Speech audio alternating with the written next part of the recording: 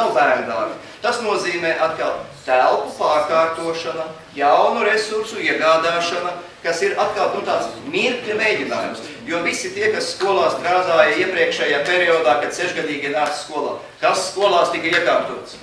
Gultas, guļamistabas, kas tika sapirktas, saskrūvētas, saliktas, atkal telpas aizņemtas, un pēc kāda laika izrādījās, ka viņās tā īsti neviens neguļ. Un ka viņas atkal ir jājauc ārā. Tas ir process, tāds nebeidzams process, kad atkal kaut ko mainām, tāpēc, lai būtu darbošanās. Patiesībā es personīgi uzskatu, tas ir tāds darbošanās prieks.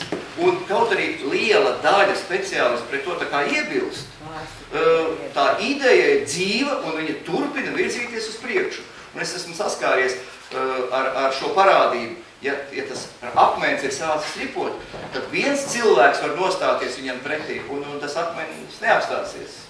Var lielāks pulks nostāties, un vienalga viņš ripo uz priekšu. Tur ir jābūt nopietnai darbībai jau pirmsākumā. Un tas ir viens no iemesliem, kāpēc es kandidēju uz Saeimu. Jo es esmu pārbaudījis, ja gribam kaut ko ietekmēt vai mainīt, tad ir jābūt pēc iespējas tuvāk tai vietai, no kurienes viss sākas. Un ja mēs esam tālāk, tad mūsu ietekme, tad ir jāsavāc, kā Ingmārs teica, ļoti lielām pulkām, 400 000, 600 000, un tad ietekmēs. Bet tādu pulku savākt, laikam, nav tik vienkārši. Es varētu tikai piebilst tieši par šo jautājumu. Mēs 3 reizes mūsu komisijā diskutējām, un visas 3 reizes deputāti lieva nevajag mums no 6 gadiem to izglītību. Izglītības ministrija tik un tā turina savu projektu. Es nezinu, cik liela pulka tur vajag. Tad ir jautājums, kur ir Saeima. Kāpēc tas Saeima tur vispār ir vajadzīgi? Jā, kāda ietekme, kāpēc tas tā notiek? Ir tāds komisijas.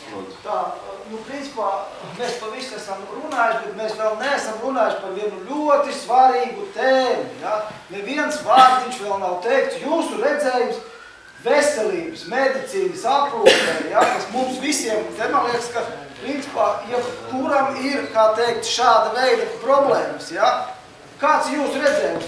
Mums pašlaik ir maksas medicīnas, ja? Vai tā būs? Vai, kā? Lūdzu. Es varu parunāt tā kā Veselības apdrošinās.